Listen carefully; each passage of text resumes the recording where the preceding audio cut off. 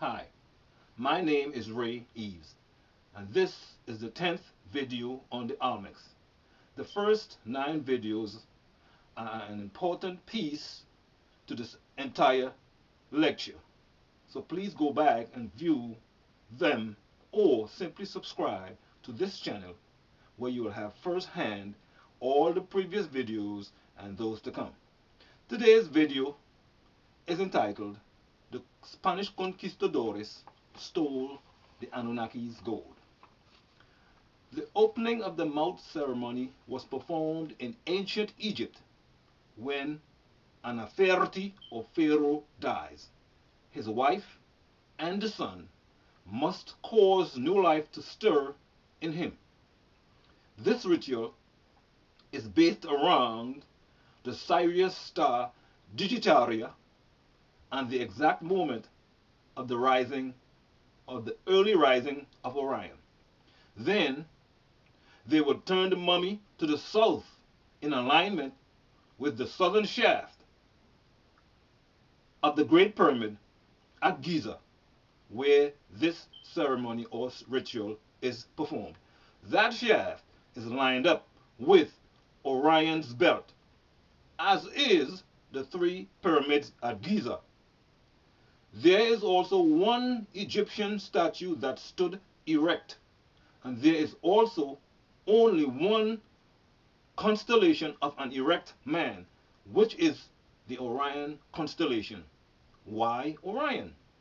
Because when the Anunnaki had to abort their planet so that it could be mended, they moved to Kes'il, known today as the Orion Galaxy.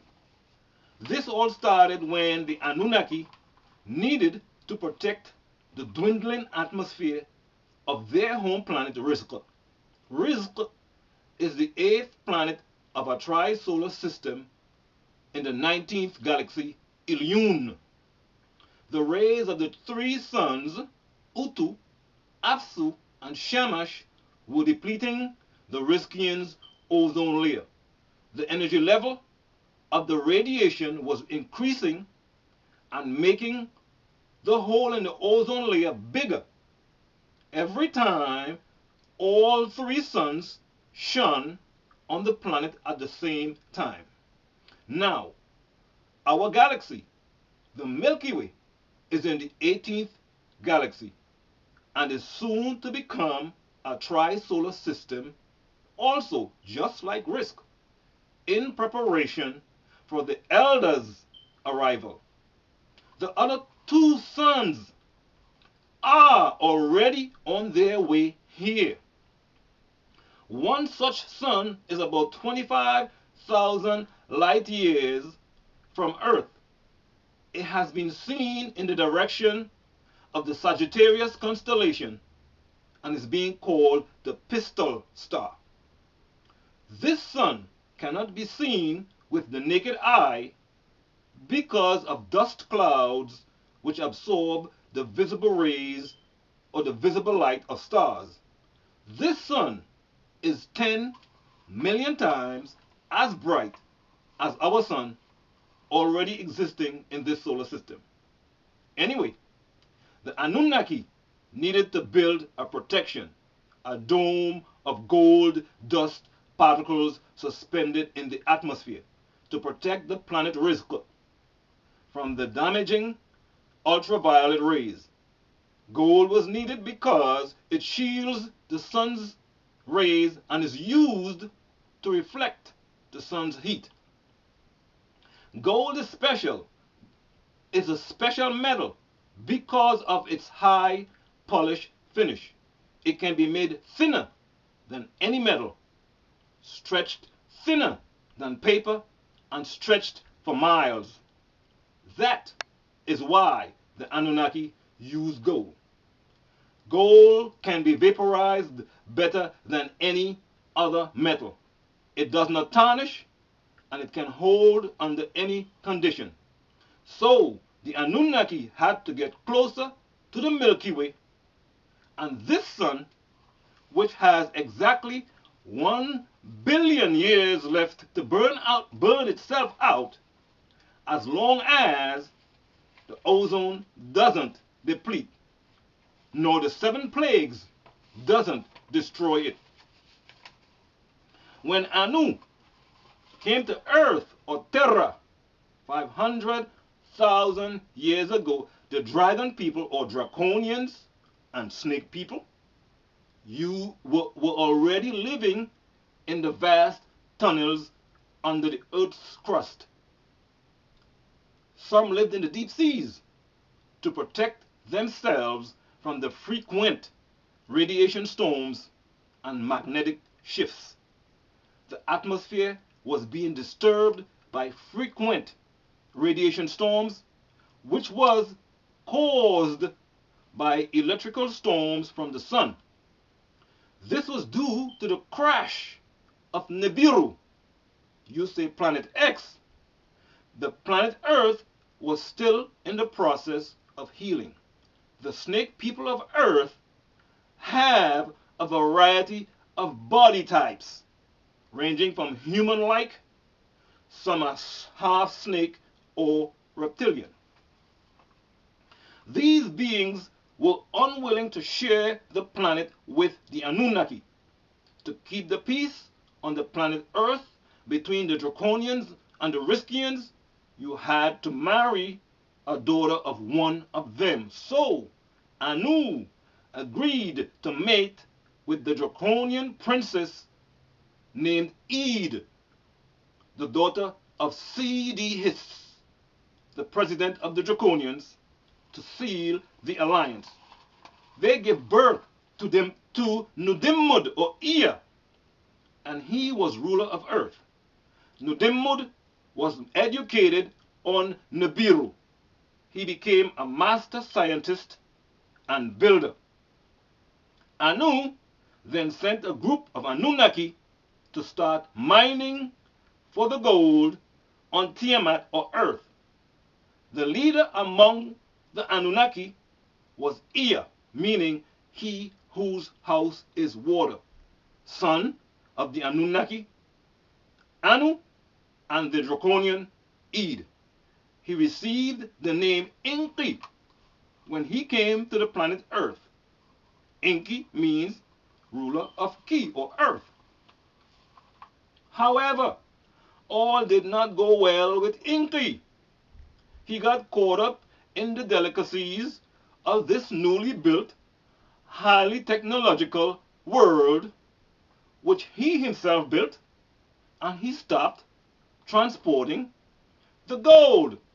He started to take the gold, shipping it to South America, which was then called Amexem, instead of taking it to Moon Base 12, which is on the dark side of the moon, then onto Nibiru, then to Rizq, his home planet. Enki was the first Anunnaki to wear gold. He got caught up with these people who were half Nubians, Olmecs, Negroes, or Africans, whichever name pleases you, and half Hamu, or Chinese, called the Native Americans of the Zu Aztecs, Toltecs, Hopi, and Navajo tribes. They referred to him as Quetzalcoatl, the winged serpent. Enki promised these people that he would come back in a Sigui, meaning 60 years, for the gold. However, he didn't, because he was sentenced to Nibiru, and he was not allowed to return to the planet Ki, or Earth, anymore. This is why 6 cycles later, when a man by the name of Abu Bakari II, a Mandingo Malian, came over to the shores of South America, he was believed to have been Quetzalcoatl, or Enki. When he appeared to the natives in 1311 AD, he had a white beard, wore long white robes, and came from the east, the land of the sun, in the exact manner as Quetzalcoatl had promised. Abu Bakari arrived precisely 6 cycles after the disappearance of Quetzalcoatl by the sea from amongst the Toltecs in 999 AD. His white robes fitted in with the image of the symbolic white bearded figure, while his black skin was the ceremonial color of the rain god and the wind god aspects of Quetzalcoatl. Now 4 cycles later, Hernando Cortes and his band of conquistadores came at the end of one of these 60-year cycles on March of 1519 AD. He sailed along the coast of the Yucatan and landed in Mexico. Montezuma II, the Aztec ruler, and the innocent Zu Aztec people believed Cortez to be Inca, returning as their ancestors predicted for thousands of years. By November 1519, Cortez usurped Tenochtitlan with the help of the enemies of the Aztecs, the Native Americans of Tlaxcala. Montezuma II was too mystified to organize resistance, thus thinking Cortez was Quetzalcoatl or Inca.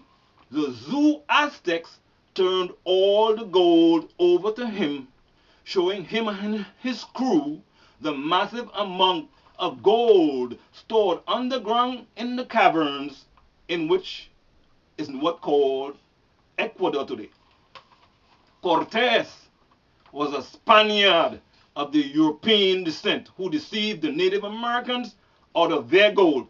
No, Inca's gold that was collected to repair the atmosphere on Rizq. And now Nibiru and the Anunaki have returned for that gold. Nibiru has returned since November 15th, 1996 and is patiently awaiting. Its presence was confirmed by scientists with the coming of a comet called Hale-Bopp after its discoverers Alan Hale and Thomas Bopp. There was an unusual object next to the comet. That object is Nibiru. Pull your heads out of the sand and face reality. Nibiru is as real as it gets. The Anunnaki have returned to witness the deplorable conditions their children, the Negroes, have been subjected to. Now, due to the size of Nibiru, which is 63,408 miles in diameter, if it was to come near to Earth, its gravitational pull will begin to tear away parts of the planet Tiamat or Earth and cause the other planets on the other side of the asteroid belt to draw into each other. So Nibiru stays on the other side of the asteroid belt or firmament where the planets Jupiter, Saturn, Uranus, Neptune, and Pluto are. And please don't even think it. Nibiru is untouchable. Nibiru is protected by 4 magnetic force fields. It is equipped with 4 separate atmospheres and is set up for holographic, interdimensional transport, meaning it is capable of cloning itself holographically to appear in more than one place at a time, making it virtually impossible to determine which is the holographic projection from the original. Nibiru is capable of traveling distance from a point to point or through space and time interdimensionally. It can go through time, future or past, without interfering with the principle of now or then. So, Nibiru is far beyond your reach, inaccessible. In the scroll, the sacred wisdom of the grand Hierophant Tehuti, Thoth, there is what is called the doctrine of rhythm, which states, and I quote, everything flows in and out. Everything has its tides. All things rise and fall. The pendulum swing manifests in everything. The measure of the swing to the right is the measure of the swing to the left. Rhythm compensates. So, be it Olympus or Babylon, there is no escaping the fall, no escaping the recompense, no place to run, no place to hide. Wow, what a predicament. So what you gonna do now, Rambo? That ends today's tape. We hope you learned something from this video. We hope and we urge you to share this video and to subscribe to the only channel where you will learn true ancient Egyptian mysteries. No more lies, no more guesswork. So share, subscribe, click on the like button below. See you at the next video.